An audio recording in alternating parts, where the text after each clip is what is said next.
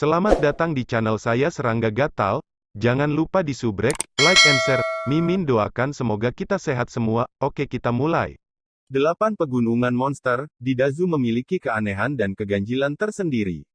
Seperti gunung monster 10.000 gu dengan rawa berdarah, ada altar aneh yang mengabadikan tengkorak yang rusak dan aneh. Silver Flame Demon Mountain memiliki gua mayat bawah tanah, tempat mayat kuno yang aneh tersebar. Menurut Wuling Hou Chen Zeng, Suetu Yaoshan juga memiliki misteri yang tidak diketahui. Su Yi mengumpulkan pikirannya dan bertanya lagi, di mana Huyan Hai sekarang? Jinpao setengah baya gemetar, sang juru mudi pergi ke kemudi utama gerbang Yinsa saya sebulan yang lalu. Dikatakan bahwa penjaga gerbang sedang merencanakan sebuah peristiwa besar. Memanggil Master Suprat dari Tanah Sabtu Agung untuk pergi untuk berpartisipasi dan belum kembali sejauh ini. Su Yi tercengang, setelah bencana jahat Yin tahun ini, pintu jahat Yin Anda telah rusak parah dan hampir terkoyak. Apa yang Anda rencanakan? Jinpao setengah baya menggelengkan kepalanya dan berkata, masalah rahasia semacam ini jauh dari diketahui oleh karakter sepertiku. Su Yi bertanya lagi, di mana helm Yin Samenmu? Jinpao setengah baya buru-buru berkata, saya hanya tahu bahwa itu ada di Baizu. Adapun lokasi spesifiknya, hanya pemilik kemudi seperti Huyan Hai yang tahu. Negara Putih. Su Yi tiba-tiba teringat bahwa keluarga Xiao Dilanling, tempat Xiao Tiankui berasal, bercokol di Baizu. Selain itu, Baizu dekat dengan Yu Jingcheng, yang disebut sebagai tempat penting Gyeonggi di Dazu. Siapa yang mengira bahwa helm Samen Yin, yang dianggap oleh dunia sebagai iblis, akan bercokol di tempat-tempat seperti itu? Segera, Su Yi menggelengkan kepalanya. Dia tidak pernah repot-repot memikirkan hal-hal yang tidak ada hubungannya dengan dirinya. Alasan mengapa dia mengincar Yin Samen hanya untuk menanyakan tentang petunjuk yang berkaitan dengan pengalaman hidup King Wan. Setelah beberapa saat, Su Yi berkata, urusan hari ini. Tapi sebelum dia selesai berbicara, Jinpao setengah baya menarik napas dalam-dalam dan bersumpah dengan keras, Tuan, saya, Lucuan, bersumpah demi Tuhan bahwa saya tidak akan membocorkannya. Masalah hari ini, kalau tidak, kamu akan dihukum oleh surga, dan kamu tidak akan mati. Su Yi berkata, kamu terlalu banyak berpikir, aku ingin memberitahumu, ketika Huyan Hai kembali, kamu dapat memberitahu dia apa yang terjadi hari ini, jika dia ingin membalas dendam, bahkan jika kamu datang ke Susiju untuk menemukan saya. Lucuan lesu di sana, jantungnya runtuh. Saya baru saja bersumpah, Anda akan membiarkan saya memberitahu jurumudi, bagaimana jika saya benar-benar dihukum mati. Lama. Ketika Lucuan pulih, Su Yi sudah pergi. Su Yi tidak sepenuhnya percaya dengan apa yang dikatakan Lucuan. Dia bermaksud untuk mengkonfirmasinya. Setengah jam kemudian, Su Yi muncul di Yonganfang. Rumah-rumah di sini rendah dan bobrok, ramai dan berantakan. Kemarin, Su Yi naik kereta keluarga Zeng dan datang ke sini bersama Zeng Muyao, dan menggunakan lilin dewa untuk menemukan kediaman Wang Yunqi. Namun, pada saat itu, dia berpikir untuk pergi ke Akademi Tianyuan, jadi dia tidak pergi menemui Wang Yunqi. Su Yi berjalan sendirian di antara rumah-rumah sempit seperti sarang laba-laba. Tidak lama kemudian, mereka sampai di halaman tua dan bobrok. Ketika dia hendak mengetuk pintu, dia tiba-tiba menghentakkan kakinya, dan dengan tajam merasakan bahwa ada gelombang samar formasi di sekitar halaman bobrok ini. Jika Anda mengetuk pintu secara langsung, Anda pasti akan langsung terbunuh. Menggunakan formasi besar untuk menutupi pergerakan halaman, itu juga dapat digunakan untuk membunuh musuh. Apakah orang ini melakukan sesuatu untuk diwaspadai? Su Yi diam-diam berkata. Memikirkannya sebentar, sepasang pola misterius dan tidak jelas muncul di matanya yang awalnya dalam dan jernih, menyerupai api keemasan pucat. Donghuo Jintong. Yang disebut lubang itu seperti api, sekilas terlihat jelas. Donghuo Jintong, teknik misterius jiwa, adalah penggunaan kekuatan persepsi jiwa yang cerdik, sehingga mata seolah-olah dibantu secara ilahi, dan mereka dapat memperoleh wawasan tentang aura, yin, hal-hal tak berwujud seperti roh jahat dan sebagainya didistribusikan antara langit dan bumi. Demikian pula, Anda juga dapat memperoleh wawasan tentang tata letak dan jejak lari. Hanya dalam beberapa saat, di bawah pengamatan mata emas Suyi, formasi yang menutupi halaman bobrok tidak terlihat. Suyi melangkah maju sampai dia mencapai bagian belakang halaman, dan mengetukkan jarinya pada batu bata biru yang sedikit menonjol di dinding. Tanpa suara, seluruh formasi besar tiba-tiba jatuh ke dalam keheningan yang indah. Hampir pada saat yang bersamaan, terdengar obrolan dari halaman. Pak Tua Weng, saya pergi melihatnya pagi-pagi sekali. Belum ada kabar dari penginapan Taiping. Di halaman, seorang pria parubaya berjubah kuning sedang duduk di meja batu, minum dan berkata, apakah ada yang salah denganmu? Mustahil. Weng Yunqi menggelengkan kepalanya, aku yakin anak laki-laki bermarga Suna itu tiba di kota Gunzu sehari sebelum kemarin. Huang Pao setengah baya berkata, itu mungkin karena dia tidak punya rencana untuk pergi ke Taiping In sama sekali. Weng Yunqi sedikit mengernyit dan menghela nafas pelan, mungkin. Huang Pao setengah baya mau tak mau bertanya, apakah menurutmu pemuda seperti itu bisa bergulat dengan Huyan Hai? Weng Yunqi berkata tanpa ragu, ya. Jika Anda telah melihat metode pemuda ini dengan mata kepala sendiri, Anda akan mengerti betapa menakutkan kekuatannya. Sosok master seperti itu jauh dari lawannya. Setelah jeda, matanya berkedip dan berkata, dan intuisi saya memberitahu saya bahwa Huyan Hai juga ditakdirkan untuk bukan dia. Lawan. Huang Pao setengah baya tiba-tiba merendahkan suaranya dan berkata, tapi kamu tidak perlu khawatir tentang itu, setelah menyadari niatmu oleh Su yang bermarga ini, akankah aku membalas dendam padamu? Apa yang saya takutkan? Weng Yunqi tertawa dan berkata dengan santai, jika dia ingin menanyakan tentang rahasia giok jiwa itu, dia pasti akan bertentangan dengan Huyan Hai, aku hanya meminjamnya darinya. Tangan, hanya untuk membasmi Huyan Hai. Huang Pao setengah baya berkata, tetapi Anda tahu bahwa dia telah tiba di Gunzu, tetapi Anda tidak memberitahu dia bahwa penginapan Taiping diduduki oleh Yin Samen. Weng Yunqi tersenyum dan berkata, kamu tidak mengerti, giok jiwa yang aku dapatkan dengan risiko pengkhianatan diambil olehnya. Tidak bisakah kamu membencinya? Jika kamu dapat mengambil kesempatan ini, akan sangat berharga untuk membiarkan anak ini jatuh juga. Begitu saya mengatakan ini, sebuah suara membosankan terdengar di luar halaman, apakah ini niat Anda yang sebenarnya? Senyum di wajah Weng Yunqi tiba-tiba mengeras, dia segera bangkit, membalikkan tangannya dan mengeluarkan pelat susunan hitam, mengusap ujung jarinya di pelat susunan, lidah Spring Thunder. Naik. Suara mengguncang 4 bidang. Tapi halamannya sunyi, dan formasi besar yang dia atur di sekitar halaman sebenarnya tidak responsif. Ini membuat wajah Weng Yunqi sangat berubah, dan dia berkata tanpa ragu, lari. Dia menyapu halaman belakang. Kecepatan reaksinya cepat dan tindakannya tajam. Ketika dia melarikan diri, pria parubaya berjubah kuning itu baru saja pulih dan bangun dengan panik. Namun saat berikutnya, Weng Yunqi berhenti dan tidak berani bergerak. Di depannya, berdiri seorang pemuda berjubah. Meski terlihat acuh dan mengancam, hal itu membuat Weng Yunqi terlihat seperti tikus yang melihat kucing. Berkeringat dingin. Dia menarik napas dalam-dalam dan menangkupkan tangannya, Tuan Muda Su, kapan Anda? Kapan Anda di sini? Suyi tersenyum sedikit dan berkata, yang benar-benar ingin Anda tanyakan adalah mengapa saya menemukan tempat ini. Weng Yunqi membeku di mana-mana, dan bibirnya pahit. Dia mungkin menduga bahwa percakapan tadi pasti telah didengar dengan jelas oleh Suyi Kuan. Tuan Muda Su, saya tahu saya telah melakukan kesalahan dalam masalah ini, dan Anda tidak perlu menghukumnya, tapi... Omong-omong, Weng Yunqi jelas lebih tenang, dan berkata, jika Su Gongzi mulai sekarang, saya khawatir tidak mungkin menemukan Huyan Hai. Saya bersedia memberi Weng kesempatan untuk membuat menebus kesalahannya, dan Weng berjanji bahwa dia bisa membawa putranya ke Huyan Hai sekarang.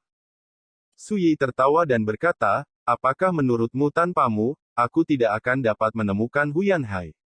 Aku tidak akan bersembunyi darimu, aku hanya pergi ke Taiping In setelah berjalan sebentar, saya mendapat kabar, dan saya juga tahu bahwa Huyan Hai tidak ada di Gunzu sekarang. Tiba-tiba, hati Weng Yunqi tenggelam ke dasar. Lalu, kenapa kamu tidak segera melakukannya? Weng Yunqi berkata dengan sungguh-sungguh. Suyi menghela nafas ringan, tampak bingung, dan berkata pada dirinya sendiri, ya, mengapa ada begitu banyak omong kosong ketika saya mulai hari ini? Boom! Wang Yunqi, seorang pria kuat dengan kesempurnaan luar biasa di alam pengumpulan Qi, memutar kepalanya ke tanah, dan darah menyembur dari lehernya. Mudah seperti mencubit semut sampai mati. Huangpao Parubaya berteriak, Tuan Su, masalah ini tidak ada hubungannya denganku, aku tidak pernah berpikir untuk menjadi musuhmu, aku. Su Yi menoleh dan berkata, bagaimana Wang Yunqi tahu bahwa saya datang ke kota Gunzu? Huangpao setengah baya buru-buru berkata, dia melakukan sesuatu pada koin tembaga bernoda darah yang pecah, selama putranya muncul di kota Gunzu, dalam waktu 1 jam, akan ditangkap oleh hantu yang dibesarkan oleh Wang Yunqi. Su Yi membalik telapak tangannya, muncul koin tembaga yang pecah, dan tiba-tiba berkata, tidak heran saya tidak menemukan sesuatu yang aneh, ternyata bahan dari koin tembaga itu terbuat dari masalah. Berbicara, dia berbalik. Pria parubaya berjubah kuning itu tertegun sejenak sampai dia melihat sosoknya yang tinggi meninggalkan halaman, lalu dia menghela nafas lega dan merentangkan tangan kanannya di jubah lengan bajunya, belati berwarna darah muncul, pegangannya dipenuhi keringat. Untungnya, aku menahan diri untuk tidak melakukannya sekarang, kalau tidak aku akan dibunuh oleh Wang yang bermarga ini. Pria parubaya berjubah kuning menyeka keringat dingin di dahinya. Kediaman Soseki. Senja sangat terang, danau hijau memantulkan matahari terbenam, dan ada lapisan cahaya yang megah.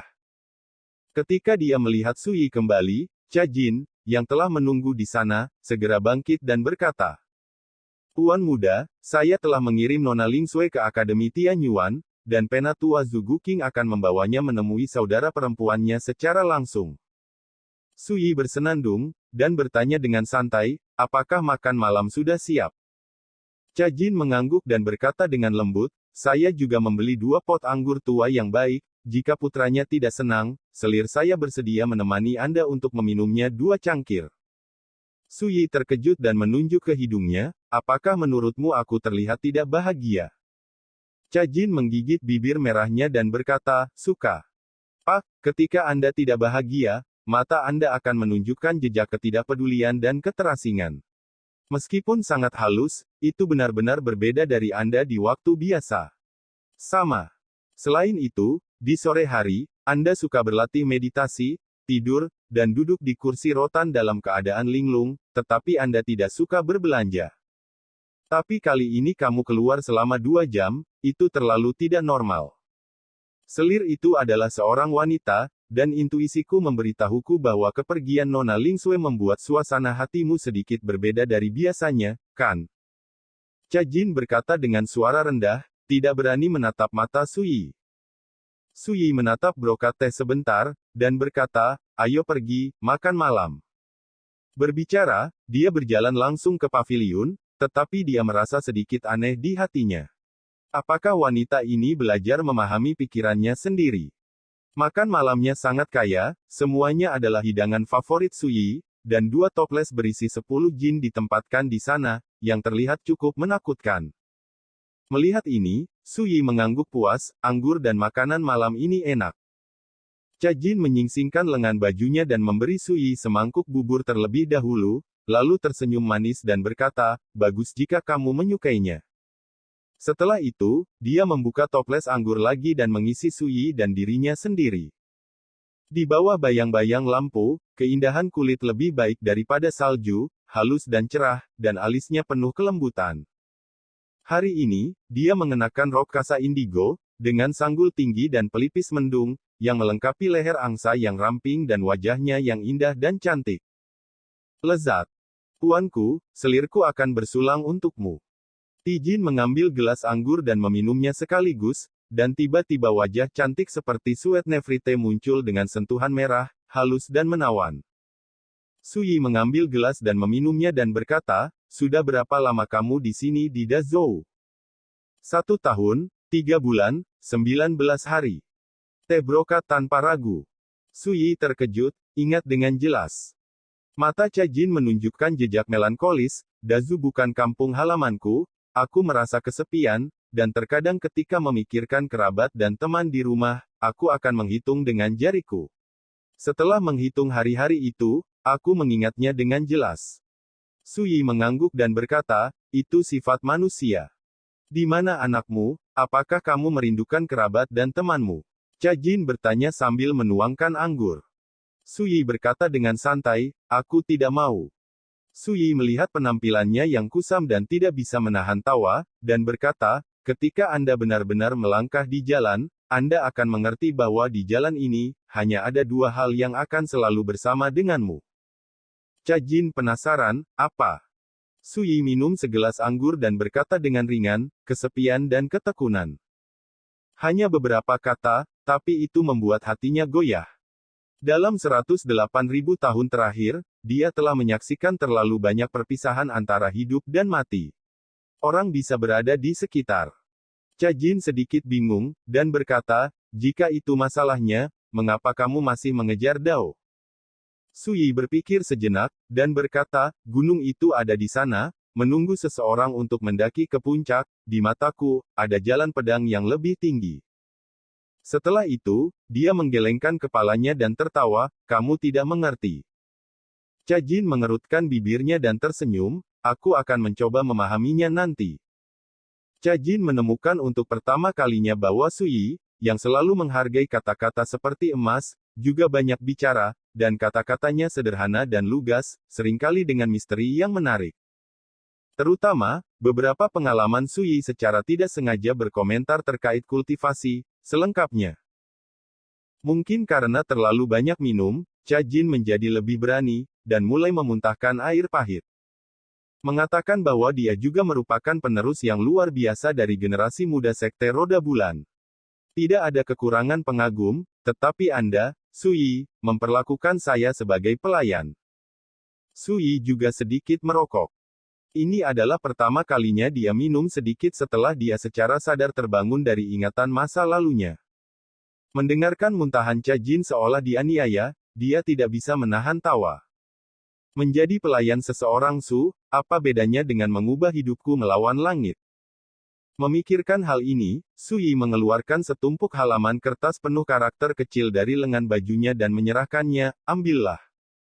Sikapnya sedikit mabuk, dan dia sudah sedikit sembrono, jadi dia tidak akan liar, tetapi itu berbeda dari ketidakpeduliannya yang biasa. Apa ini? Lihat sendiri. Sui menggosok alisnya, merasa pusing, menyadari bahwa dia tidak bisa lagi minum, dan segera berdiri. Siapa yang mengira, Cha Jin mengulurkan tangannya untuk menarik lengan bajunya, dan berkata dengan marah, jika kamu tidak mabuk malam ini, aku harus meminummu. Sui mendengus dingin, duduk, membawa toples anggur kedua, dan berkata, ayo, minum aku dan coba. Cha Jin menginjak bangku dengan satu kaki, menyingsingkan lengan bajunya, memperlihatkan sepasang lengan lotus yang menggertak Sai Sue, dan mata yang mabuk dan kabur membakar dengan ganas semangat bertarung, berkata, Tuan muda, jangan meremehkan orang lain, malam ini jika kamu mengatakan kamu akan diturunkan, aku akan menjatuhkanmu. Wanita cantik dan menawan ini, dengan awan yang tersebar dan pipi merah, menunjukkan kesombongan yang tidak biasa di bawah rangsangan anggur. Sui melihat ini, berhenti berbicara omong kosong, dan mulai minum dengannya. Sui mabuk. Dalam keadaan kesurupan, kabur, seperti mimpi yang tertinggal. Dalam mimpinya, dia hanya merasa tubuhnya terjerat dalam panas yang menyengat, mulutnya tersumbat, napasnya agak sulit, dan dia tidak bisa menahan diri untuk berjuang keras. Seperti orang yang hampir mati lemas, secara naluriah memilih untuk melawan. Setelah itu, Sui hanya merasa bahwa dia berada di awan yang lembut dan berkabut, dan gelombang pasang hangat menghantam tubuhnya berulang kali, dan dia merasa sangat nyaman. Tampaknya jiwa telah dihibur, tubuh dan pikiran telah disublimasikan, dan roh telah dilepaskan. Dalam mimpi aneh itu, samar-samar, dia juga mendengar suara isak tangis, seperti tangisan Huang Ying yang bijaksana dan gembira. Tetapi ketika dia mencoba mengidentifikasinya dengan cermat, kesadarannya kembali kabur. Saya tidak tahu berapa lama, Sui hanya merasakan mulut kering dan sakit kepala, lalu tiba-tiba membuka matanya. Dia pertama kali menyadari ada yang tidak beres. Ini bukan kamarku. Gumpalan wewangian menempel di ujung hidungnya, Sui tertegun, mau tidak mau melihat ke samping, dan langsung terpana. Saya melihat seorang wanita berbaring di samping saya. Pelipis berantakan, tulang belikat putih dan halus sebagian terbuka, kepala dimiringkan di atas bantal, hanya setengah dari wajah cantik dan cerah yang bisa dilihat, dan kulitnya seperti suet jade bisa pecah seperti peluru, bibir kemerahan sedikit mengerucut, dan nafas halus seperti dengkuran anak kucing. Seperti kepiting yang tidur di musim semi. Brokat teh. Tadi malam, apakah itu? Suyi berusaha keras untuk mengingat, tetapi dia hanya samar-samar ingat bahwa dia dan Cha Jin sedang berebut anggur. Saya baik, jadi saya menggendongnya dan membawanya ke kamar. Lalu saya tidak ingat lagi. Ekspresi Suyi tidak menentu, hanya ada satu pertanyaan di hatinya, apakah aku tidur dengannya atau dia tidur denganku tadi malam? Setelah beberapa saat, Suyi menghela nafas, duduk dari tempat tidur yang harum, dan kemudian melihat bahwa dia dan teh brokat dilemparkan ke tanah. Pakaian. Sudut bibir Suyi sedikit berkedut, dan dia berhenti memikirkannya. Berdiri, datang ke meja, mengambil beberapa teguk dari teko, lalu mengambil pakaiannya dan pergi. Saat pintu tertutup, Tijin, yang sedang tidur di tempat tidur, mengedipkan bulu matanya sedikit, membuka matanya, membuka sedikit bibir merahnya, dan menghela nafas panjang, seolah-olah dia benar-benar jenderal yang santai. Dia berjuang untuk bangun, tetapi alisnya berkerut, hidungnya mengerang, rona merah muncul di wajahnya yang cantik, dan matanya yang indah linglung. Tadi malam. Untuk waktu yang lama, Cha Jin menghela nafas dan bergumam, aku tidak akan minum lagi di masa depan. Aku tidak bisa mengatakannya. Dia menatap pakaian di tanah dan tidak bisa menahan senyum pahit, pria ini tidak bisa mengambil pakaiannya sendiri. Dia bangkit dan bangun dari tempat tidur, kakinya yang seperti batu giok putih berdiri di tanah, kakinya yang ramping dan gemuk terhuyung-huyung, dia hampir jatuh goyah, dan dengan cepat menopang tepi tempat tidur. Bajingan ini terlalu banyak dilempar tadi malam. Melihat penampilannya yang malu, Cha Jin merasa malu dan kesal, dan diam-diam dia menggertakkan giginya. Selanjutnya, dia menahan rasa sakit, terlatih-tatih untuk berpakaian, dan merapikan rambut hitam panjangnya yang berantakan. Namun, setelah keluar dari kamar, dia merasa sedikit bersalah, tidak tahu bagaimana menghadapi Suyi jika dia melihatnya. Untungnya Cha Jin, Suyi tidak ada di loteng. Dia kemudian merayap seperti pencuri dan berlari untuk mandi. Baru setelah dia mengenakan pakaian baru dan merapikan dirinya dengan baik dan bersih, Cha Jin mengumpulkan keberanian dan berjalan ke lantai pertama loteng. Sisa-sisa makanan semalam belum dibersihkan, dan ada bau alkohol. Cha Jin sakit kepala beberapa saat, ya, ini harus dibersihkan sendiri. Ketika matanya secara tidak sengaja melihat tumpukan halaman kertas di atas meja yang penuh dengan karakter kecil, Cha Jin terkejut, berjalan mendekat, dan melihatnya di tangannya. Lama. Ketika Cha Jin menarik kembali pandangannya, hatinya sudah bergejolak. Ini adalah metode latihan rahasia yang disebut, Hundong Jiu Xuan Jing, yang diberikan Suyi saat dia minum tadi malam. Dibandingkan dengan itu, metode pewarisan sekte roda bulan tampaknya terlalu kasar dan dangkal. Tidak diragukan lagi, 9 sutra misterius di gua lapar ini benar-benar tak ternilai dan tak ternilai. Jika Suyi hanya mengeluarkan teknik rahasia seperti itu padanya hari ini, dia akan sangat marah, berpikir bahwa itu ditukar dengan tubuhnya sendiri. Tapi jelas bukan. Pasti aku berjanji untuk terus menemaninya kemarin, dan dia dengan hati-hati menyiapkan hadiah seperti itu untukku, karena dia berjanji akan memberikannya padaku dalam latihan menunjuk. Cha Jin bergumam pada dirinya sendiri, dia memegang tumpukan halaman kertas di dadanya, hatinya dipenuhi dengan kegembiraan yang luar biasa, dan sudut bibir merah semuanya dipenuhi dengan kegembiraan. Miringkan sedikit. Kecantikan harus marah dan bahagia, biarlah. Tepi danau. Suyi berbaring malas di kursi rotan, memandangi bunga teratai di danau di bawah cahaya pagi yang bergoyang tertiup angin, hanya merasa santai dan nyaman yang tak terlukiskan. Satu-satunya penyesalan mungkin adalah bahwa saya sangat mabuk tadi malam sehingga saya tidak dapat mengingat apapun. Sekian dulu update-annya, tunggu lanjutannya di channel saya Serangga Gatal, di subscribe ya guys.